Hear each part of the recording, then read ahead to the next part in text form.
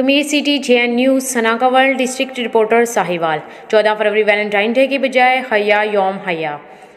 हम ख्याल जर्नलिस्ट इत्तेहाद ग्रुप कमीर की टीम ने वैलेंटाइन डे की बजाय यौम हया मनाया। अगली नबूवत की बातों में लोगों ने जो कुछ पाया है, इसमें एक ये भी है कि जब तुम्हें हया ना रहे तो जो चाहे करो। हया ईमान का हिस्सा है। इस बात को मद्देनजर रखते हुए टीम हम ख्याल जर्नलिस्ट इत्तेहाद ग्रुप के नौजवानों ने 14 फरवरी बतौर यौम हया मनाकर आला मिसाल कायम कर दी।